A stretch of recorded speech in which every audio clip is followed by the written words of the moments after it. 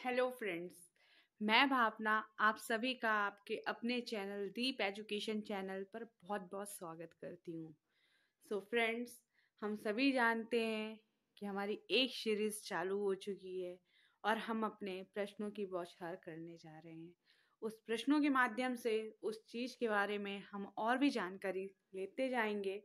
और ये जितने भी सारे क्वेश्चंस हैं, हमारे पीवी की बात करें या एमपीपीएससी की बात करें, प्रीवियस ईयर क्वेश्चंस लेके चल रहे हैं, जो कि हमारे हाल में पटवारी, ग्रुप 2, ग्रुप 4, पुलिस रिक्वायरमेंट, मत्स्य विभाग, जितने भी एमपी जीके के क्वेश्चंस पूछे जा रहे हैं, हम सभी उन क्वेश्चंस को लेते चल रहे हैं और इन क्वेश्चंस के माध्यम से हम उन टॉपिक को कवर करते चल रहे हैं।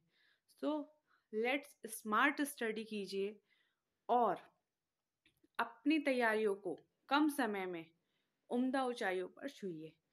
तो फ्रेंड्स, आप सभी के लिए अगला क्वेश्चन आपके स्क्रीन पर। हमारा नेक्स्ट क्वेश्चन है कि ऐतिहासिक आनंद की नगरी मांडू किस जिले में है। तो आनंद की नगरी कहिए या खुशियों का शहर कहिए, है ना। तो मांडू को हम आनंद की नगरी के नाम से भी जानते हैं, ऐतिहासिक आनंद की नगरी के नाम से भी जानते हैं, सिटी ऑफ जॉय खुशियों के शहर के नाम से भी जानते हैं। तो जो हमारा मांडू शहर है वो है धार जिले में स्थित है। मांडू शहर हमारा धार जिले में स्थित है। जो हमारा मध्य प्रदेश है, मध्य प्रदेश के पश्चिम दिशा में, पश्चिम एरिया में धार स्थित है। मालवा जो हमारा मध्य प्रदेश है ना, उसके पश्चिम में जो भी जिले आते हैं, वो जो भी मालवा के जिले आते हैं, उसमें धार स्थित है। तो धार में हमारा क्या है, मांडू स्थित है। मांडू का पुराना नाम, वर्तमान में तो इसका नाम मांडू है, मांडू कहिए या मांडव कहिए, लेकिन इसका प्राचीन नाम शादियाबाद था। शादियाबाद नाम किसने दिया था? सुल्तानों के द्वारा दिया गया था। जो मालवा क्षेत्र के सुल्तान थे, उन्होंने मांडू को शादियाबाद नाम दिया गया था। शादियाबाद का अर्थ होता है खुशियों का शहर, यस, सिटी ऑफ जॉय। अब मांडू इतना फेमस क्यों है भाई? मांडू इसलिए फेमस है, अपने पर्यटन स्थल के लिए फेमस है मांडू। जी हाँ, मांडू में हमें विभिन्न तरीके के महल देखने को मिलते हैं, जैसे आपका हिंडोला महल, हवा महल, बादल महल, जहाज महल। अब आप पूछ रहे होंगे जहाज महल, जो महल है ना, जहाज की आकृति का बना हुआ है, तो इसलिए इसे जहाज महल का नाम दिया गया।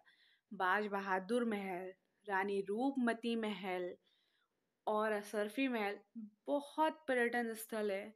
आप यकीन मानिए, आप कभी मांडू की सैर कीजिए और दिल खुश हो जाएगा। इसलिए वहाँ कहते हैं सिटी ऑफ जॉय, खुशियों का शहर। तो हमारा जो खुशियों का शहर है या आनंद की नगरी है, जो मांडू किस जिले में है? धार जिले में है। और इसका मतलब क्या है कि जो भी ये पर्यटन स्थल है, जो भी ये किले हैं, जो भी महल है ना, उसका आकर्षण क्या, नक्काशीदार गुंबद है उसमें, उसका वास्तुकला देखते बनता है। वास्तुकला का उत्कृष्ट उदाहरण हमें इन महलों में देखने को मिलता है। अब अगला क्वेश्चन है हमारे सामने, मध्य प्रदेश के किस जिले में 32 बावड़ी स्थित है? अब भाई 32 बावड़ी किस जिले में स्थित है? 32वीं बावड़ी क्या होती है? 32वीं बावड़ी क्या? बावड़ी सब जानते हैं, घाट टाइप का होता है, बावड़ी घाट, है ना। तो 32वीं बावड़ी क्या? तो पहले हम जानेंगे किस जिले में है। तो हमारा ये जो 32वीं बावड़ी है ना, चंदेरी का, चंदेरी की सबसे बड़ी और प्रसिद्ध बावड़ियों में से एक है 32वीं बावड़ी। बहुत फेमस है। हाँ जी, आप चाहें तो कभी जाकर देखिए, आपको बहुत अच्छा लगेगा वहाँ पे। हम इसीलिए कहते हैं ना कि हमारा मध्य प्रदेश, मैं कहती हूँ ना कि मध्य प्रदेश हमारे दिल दिमाग सब में बसेगा। आप सिर्फ इसे माइंड से देखिए कि हमारा चंदेरी किस साइड है, और चंदेरी है तो चंदेरी में हमें क्या क्या फेमस है। अभी हमें चंदेरी के बारे में पिछली बार पढ़ा था हमने कि जीआई टैग मिला था, है ना। अशोकनगर में भी कुछ पढ़ा था पिछले सीरीज में क्या पढ़ा था वो आप बताएंगे किसमें? कमेंट्स में। हाँ जी, आप हमें कमेंट्स करिए कि आपने लास्ट सीरीज में चंदेरी अशोकनगर के बारे में क्या पढ़ा था। हाँ जी, और चंदेरी किस लिए फेमस है ये भी बताइएगा। तो 32वीं बावड़ी जो स्थित है हमारी, कहाँ पे है? चंदेरी में है। जो 32 बावड़ी का निर्माण है ना, शेर खान ने 1458 में घियासुद्दीन शाह खिलजी के शासनकाल में, शेर खान ने 1458 ईस्वी में घियासुद्दीन शाह खिलजी के शासनकाल में इस 32 बावड़ी का निर्माण करवाया था। और 32 बावड़ी जो है हमारी, कहते हैं कि इसका आकार जो है ना स्क्वायर शेप में है, बराबर वर्गाकार आकार में है। मतलब 60 मीटर लंबी तो 60 मीटर चौड़ी। गहरी कितनी है? 4 मंजिला इमारत आप मना लो उतनी गहरी है। जैसे ही हम प्रथम मंजिला में आते हैं ना, तो वहां से हमारी सीढ़ियाँ क्या होती है? स्टार्ट हो जाती है। और सीढ़ियाँ जैसे जैसे स्टार्ट होती है हमारी, तो जहाँ पे एक इमारत की सीढ़ी खत्म होती है, तो वहां पे बहुत सुंदर सा मंच, बहुत सुंदर सा घाट बना होता है और बहुत अद्भुत सौंदर्य देखने को मिलता है। और सीढ़ियाँ जो उसकी मुख्य द्वार से प्रारंभ होती है ना, तो नीचे तक क्या आती सीढ़ियाँ जाती हैं। लेकिन इसका नाम 32 क्यों पड़ा? 32 बावड़ी इसलिए पड़ा क्योंकि इस बावड़ी में जो सीढ़ियाँ है ना, तो उसकी 32 सीढ़ियों का समूह है। ऐसे ऐसे ऐसे ऐसे 32 सीढ़ियों का समूह है, इसलिए इस बावड़ी का नाम 32 बावड़ी पड़ा। 32वीं बावड़ी के बारे में इतिहासकारों का मानना है कि जब तक समुद्र में पानी रहेगा, जब तक समुद्र में पानी रहेगा, जब तक इस बावड़ी में पानी रहेगा। इस बावड़ी की स्पेशलिटी ये है कि इसका जो पानी का लेवल है ना, एक सा रहता है, ना ही ऊपर आता है ना ही नीचे होता है। ये कभी खत्म ही नहीं होता। इसलिए तो इतिहासकार कह गए हैं और कहते हैं कि जब तक इस दुनिया में समुद्रों में पानी है, तब तक इस बावड़ी में पानी रहेगा। ये बात है। तो 32 बावड़ी हमारी कहाँ स्थित है? तो ऑप्शन डी, चंदेरी।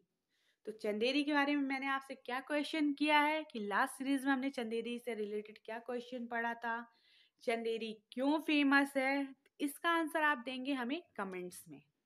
जी हाँ, हम अपने नए क्वेश्चन की ओर चलते हैं। श्योपुर। श्योपुर बड़ौदा रोड पर 18वीं शताब्दी निर्मित हवेली का नाम क्या है? श्योपुर भी हमारा किस साइड है? श्योपुर भी हमारा मालवा से ऊपर में है ना? तो श्योपुर हमारा ग्वालियर साइड पड़ता है, उत्तर साइड पड़ता है, मध्य प्रदेश के उत्तर साइड पड़ता है ऐसे।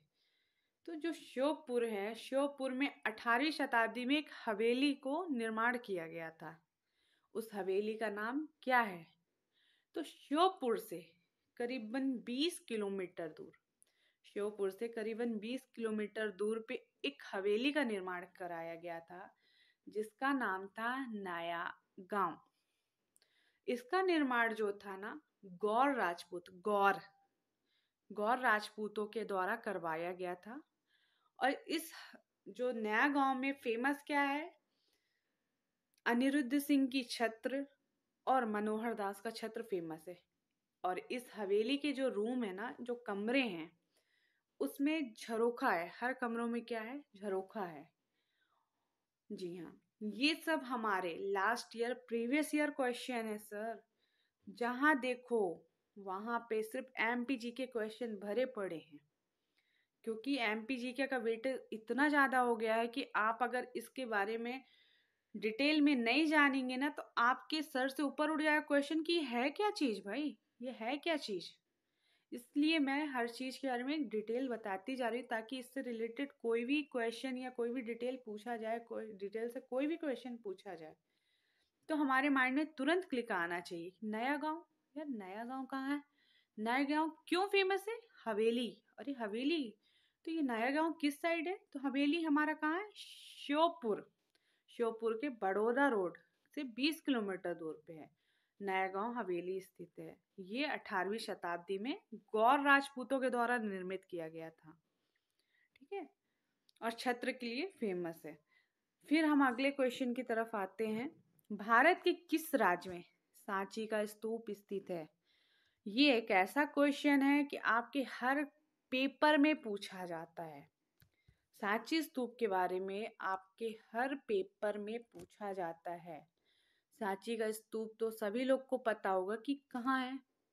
मैंने कहा था ना कि चाहे आप सांची का स्तूप ले लीजिए, चाहे आप रायसेन ले लीजिए, चाहे आप विदिशा ले लीजिए, आपको रायसेन विदिशा से रिलेटेड कई सारे क्वेश्चंस पूछे जाएंगे। जो हमारा जो सांची है ना, वो भी रायसेन जिले में है, मध्य प्रदेश के मध्य में स्थित है। और मतलब भोपाल से 46 किलोमीटर कह सकते हैं, और विदिशा से 10 किलोमीटर के बीचों बीच स्थित है सांची।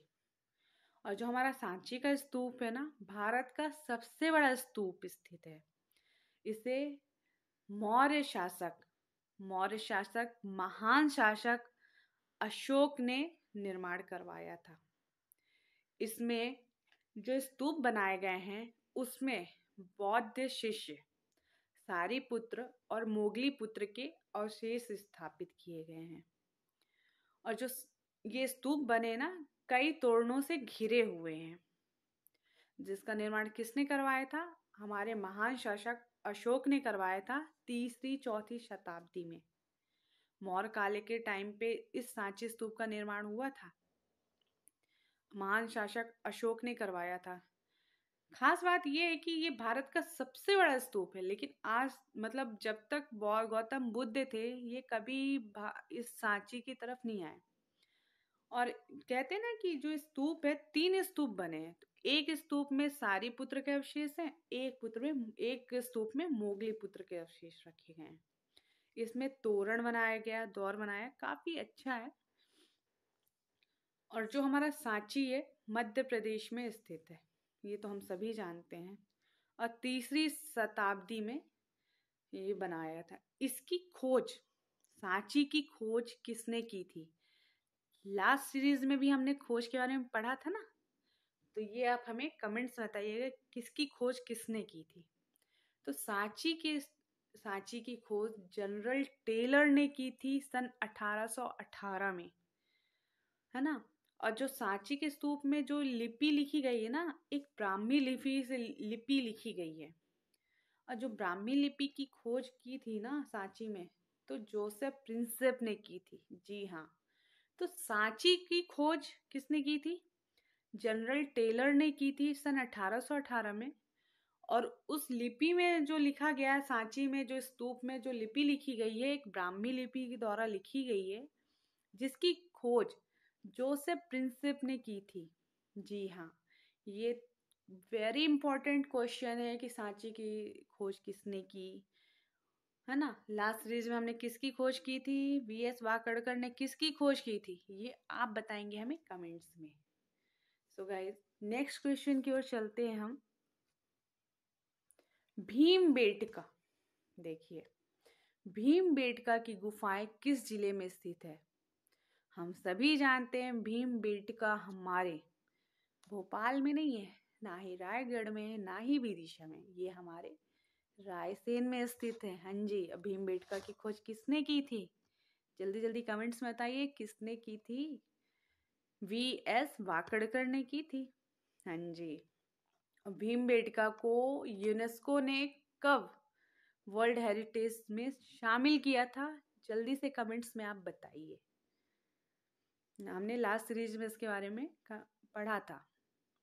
तो भीमबेटका की गुफाएं हमारे रायसेन जिले में स्थित है। अगला क्वेश्चन है, भृतहरि की गुफाएं मध्य प्रदेश में कहाँ स्थित है? अब भृतहरि की जो गुफाएं हैं हमारे किस मध्य प्रदेश में तो हैं, पर कहाँ स्थित हैं? तो भृतहरि की गुफाएं हमारे उज्जैन में स्थित है। उज्जैन से करीब 12 किलोमीटर दूर कलिया दे महल के पास स्थित है। भृतहरि गुफाओं का निर्माण परमार राजाओं के द्वारा 11वीं शताब्दी में करवाया गया था। ठीक है,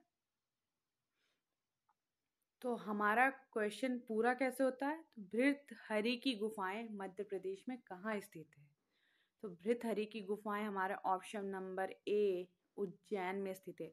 हम अभी गुफाओं में बहुत कंफ्यूज होंगे, जैसे उदयगिरी की गुफाएं, है ना, बाघ की गुफाएं, भीमबेटका की गुफाएं, ये सब हमें बहुत क्वेश्चन में डाउट्स करेंगे। लेकिन इसीलिए तो हम इसके बारे में डिटेल से पढ़ते हैं कि ताकि वो हमारे माइंड में क्लिक रहे कि अरे बाघ की गुफाएं क्यों फेमस थी, भीमबेटका की गुफाएं क्यों फेमस थी, भृतहरि की गुफाएं क्यों फेमस थी, भृतहरि की गुफाओं का निर्माण किसने कराया था? तो परमार राजाओं के द्वारा कराया था, 11वीं सदी में कराया गया था। और भृतहरि की गुफाएं कहाँ? उज्जैन में स्थित है। हाँ जी, तो अपने नेक्स्ट क्वेश्चन की ओर हम बढ़ते हैं। जो अगला क्वेश्चन है हमारा, मध्य प्रदेश के किस गुफा को अजंता की गुफाओं के समकालीन माना जाता है? हाँ जी दोस्तों, जैसा कि हमने कल भी पढ़ा था, अजंता एलोरा की तर्ज पे किस गुफाओं का निर्माण कराया गया था? बाघ की गुफाओं का निर्माण कराया गया था। हाँ जी, ऑप्शन नंबर सी, बाघ की गुफाओं का। हम जानते हैं कि बाघ की गुफाएं किस लिए फेमस थी? बौद्धों के लिए फेमस थी, है ना। उसमें बौद्धों की जानकारी मिलती है, और बौद्ध का जब पतन हुआ उसके बाद वहाँ क्या हुआ? बाघ बस गए, बाघ निवास करने लगे। और बाघ की गुफाएं कहाँ स्थित है? हमारे धार में स्थित है, धार जिले में स्थित है। तो बाघ की जो गुफाएं है ना, वो हमारे विंध्याचल पर्वत में स्थित है। विंध्याचल पर्वत है ना, वहां पर स्थित है। और कहा जाता है कि बाघ की गुफाओं का निर्माण गुप्त शासकों के द्वारा करवाया गया था। जो बाघ की गुफाएं है ना, वो बौद्धों का बिहार के रूप में भी जाना जाता था। वहाँ रंगीन कलाकृतियां की जाती थी। रंगीन चित्रकारी के कारण ही इसे रंग महल के नाम से भी जाना जाता था। तो बाघ की गुफाओं को हम रंगीन चित्रकारी के कारण, रंगीन चित्रकारी के कारण ही रंग महल के नाम से जाना जाता है। तो मध्य प्रदेश की किस गुफा को अजंता एलोरा गुफाओं की समकालीन माना जाता है? बाघ की गुफाओं के समकालीन माना जाता है, जिसका निर्माण किसने करवाया था? गुप्त काल के शासकों के द्वारा करवाया गया था। बाघ की गुफाएं कहाँ स्थित है हमारे? तो बाघ की गुफाएं हमारे कमेंट्स में जल्दी से बताइए कहाँ स्थित है। You know very well, good. हमारा अगला क्वेश्चन है, निम्न में से कौन सा ग्वालियर में स्थित है? ये जहांगीर महल की बात करिए, या सहस्त्रबाहु मंदिर की बात करिए, रानी रूपमती महल की बात करिए, या मदन मोहन महल की बात करिए। तो जहांगीर महल हमारा कहाँ स्थित है? जो कि ओरछा में स्थित है। रानी रूपमती महल के बारे में मैंने आपको मांडू के बारे में बताया था कि मांडू में रानी रूपमती महल, बाज बहादुर महल स्थित है। मदन महल हमारा जबलपुर में स्थित है। तो बचा क्या? सहस्त्रबाहु मंदिर। जी हाँ, सहस्त्रबाहु मंदिर की बात करें तो बहुत शानदार मंदिर है। हालांकि अब बहुत सालों पहले का बना हुआ ये मंदिर था, जो कि सन 1092 ईस्वी का बना हुआ है। राजा महिपाल, कछवाहा वंश के शासक थे, राजा महिपाल ने 1092 में इसका निर्माण करवाया था, सहस्त्रबाहु मंदिर, जिसे आज सास बहू मंदिर के नाम से भी जाना जाता है। और ये फेमस था अपने खूबसूरत नक्काशी शिल्प कला का, इसमें समृद्ध झलक देखने को मिलता है। इसकी जो लंबाई है सहस्त्रबाहु मंदिर की, 32 मीटर क्या है लंबी है, और 22 मीटर क्या है चौड़ी है।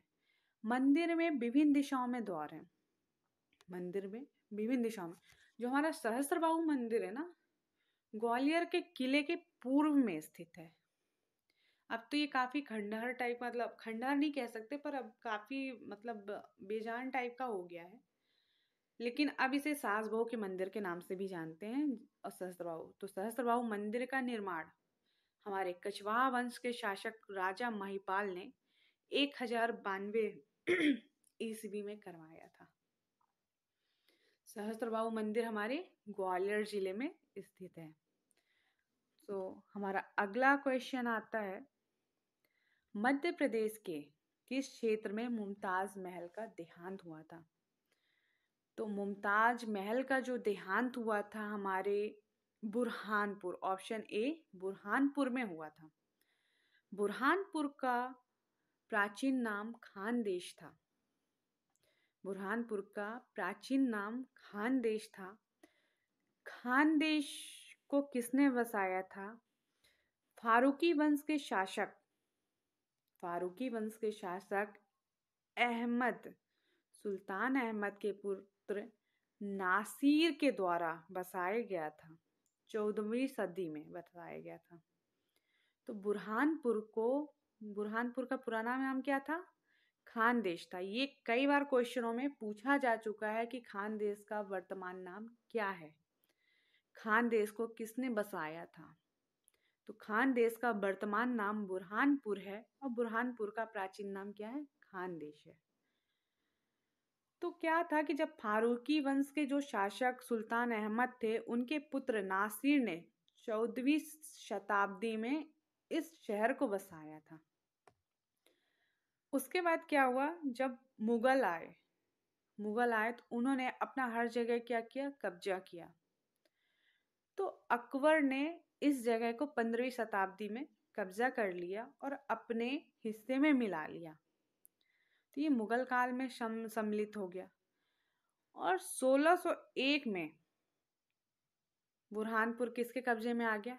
मुगल के कब्जे में आ गया। 1630 में मुमताज का यहाँ पे देहांत हो गया। अब मुमताज का देहांत किस कारण हुआ, ये आज तक रहस्यमयी बना हुआ है।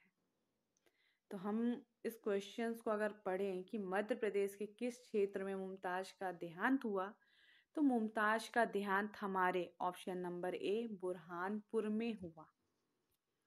ठीक है। अगला क्वेश्चन हमारा आता है, मध्य प्रदेश की यह गुफाएं बौद्ध चित्र के प्राण कही जाती है। तो बौद्ध चित्र की जो प्राण कही जाती है वो है बाघ की गुफाएं। हाँ जी, बाघ की गुफाओं को बौद्ध चित्र के प्राण कही जाती है। हम कहते हैं ना, चित्रकारी के कारण ये फेमस है, रंगीन चित्रकारी के कारण ये फेमस है। बाघ की गुफाएं ही रंग महल भी कहा जाता था। अच्छा ये बताइए, भृतहरि की गुफाएं कहाँ हैं? भृतहरि की गुफाएं हमारे अभी पढ़ा था ना, कहाँ है? उज्जैन में। भीमबेटका की गुफाएं कहाँ हैं? बताइए। रायसेन में। और उदयगिरी की गुफाएं कहाँ हैं? हमारे विदिशा में स्थित है। तो ये देखिए, चारों गुफाएं आ गई ना आपके सामने। तो आपका अगर डाउट क्लियर है, आपको अगर इसके बारे में डिटेल जानकारी है, तो आप क्वेश्चन को इजी अल्टीमेट करके सॉल्व कर सकते हैं कैसे भी। तो हमारा अगला क्वेश्चन यहाँ पे समाप्त होता है। और थैंक्स अ लॉट आप सभी का, जो आपने अपना प्रीशियस टाइम निकाल के हमारे इस लेक्चर को देखा। और दोस्तों, मैं फिर एक बार ये कहना चाहूँगी कि अभी भी मौका है, आप जाग जाइए। अभी नहीं तो कभी नहीं, क्योंकि ये मध्य प्रदेश है, यहाँ पे वैकेंसी आती हैं, क्या पता कब आती हैं, 6 साल लग जाए, 7 साल लग जाए, किसी को कुछ नहीं पता। तो जो अभी हमें मौका मिल रहा, बहुत सुनहरा मौका मिल रहा है, और इस सुनहरे मौके को गवाइए मत। आइए हमारे साथ तैयारी कीजिए। आपके जो भी डाउट्स हों, जो भी क्वेरीज हों, हमारे डिस्क्रिप्शन बॉक्स में लिखा हुआ है। आप हमारे टेलीग्राम चैनल पर ज्वाइन कर सकते हैं, इंस्टाग्राम पे हमें मैसेज कर सकते हैं।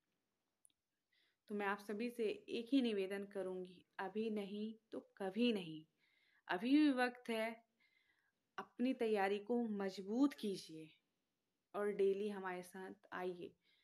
क्या होता है कि हम पढ़ते तो हैं, लेकिन जब हम कुछ चीज़ें सुनते हैं ना, तो हमारे माइंड में वो चीज़ें क्या रहती हैं, बनी हुई रहती हैं।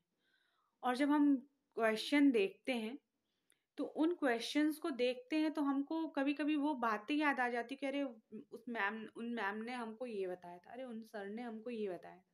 तो हमारा ऑप्शन जो होता है ना, क्लिक कर जाता है कि ये ऑप्शन हमारा सही है। तो इसलिए मैं आप सभी से निवेदन करूँगी कि हमारे इस चैनल को ज़्यादा से ज़्यादा शेयर कीजिए, क्योंकि अभी हाल फिलहाल हम 10 क्वेश्चंस की सीरीज ला रहे हैं, आगे चल के हम इसे बढ़ाएंगे। तो अपनी तैयारी हमारे साथ कंप्लीट कीजिए और एमपी जीके में 100% दीजिए। मेरा वादा रहा कि आप हमारे साथ जुड़े रहिए। आप सिर्फ और सिर्फ हमें अपना 10 मिनट दीजिए। आपको 10 क्वेश्चन से रिलेटेड 20 क्वेश्चंस याद होके यहाँ से जाएंगे। आपको जो भी क्वेरीज हो आप हमें टेलीग्राम पे ज़रूर क्वेरी कीजिए, ताकि हम अपने आप में और सुधार कर सकें। धन्यवाद। शुभ रात्रि। Bye bye.